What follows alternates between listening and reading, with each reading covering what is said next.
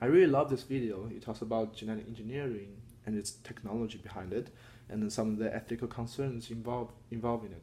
So first, it's definitely very beneficial. It helps to cure disease. It helps to stop aging. It helps to modify genes so there will be no birth defects. And secondly, one of the ethical problems this video solved is that a lot of people are arguing that because of genetic modification, there might be an inferior class in the future, and then people in that class would be denied their existence just because of their gene that they're born with. But to be honest, this is happening right now. Like in Europe, 92% of the babies with, or I mean, like pregnancies with Down syndrome are eliminated. Like they're get rid of like during the pregnancy phase. So we are judging people by genes right now, and it has been working well because it solves a lot of problems for many parents and kids, right? So why do we think that's very ethically inappropriate if we have started this right now? And it's always easy if you can just move everything step forward and just do all the things during pregnancy.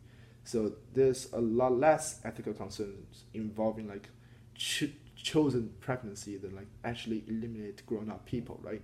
And then lastly, I think the video mentioned that uh, it is actually very easy to get access to genetic modification. It's going to get a lot cheaper because CRISPR came out, and then like it's like a lot more cheaper right now, and then it's like a lot more accessible in a short time, right? It's just like computers and phones. Like 40 years ago, no one thought that cell phones and like computers are going to rule the world, but they did. So 40 years later, genetic engineering might be the same thing. Like I will have access to it, right? And then it's easier also because you can mate with people who are genetically engineered to attain that trait, right, for your baby. So it's really accessible, and it's not as hard as many of you guys have thought.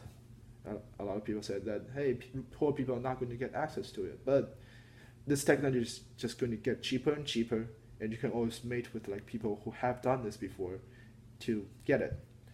It definitely appeals to males because it's easily accessible, and then it's also like giving a lot of benefits. So it's definitely going to produce like a higher level of total happiness. It appeals to cons as well because if you can eliminate all of these birth defects during pregnancy, then there's nothing really like it's not really like you don't have dignity or you don't have a choice, right? And then it's really an easy choice because in the future you can just choose to buy or not buy this kind of service, and you could choose to mate or not mate with these kind of people. And so it's totally ethical, and it's speaking about dignity and then the free choice thing, I think it appeals very much. So if it appeals to males and cons, then we should probably do it, right?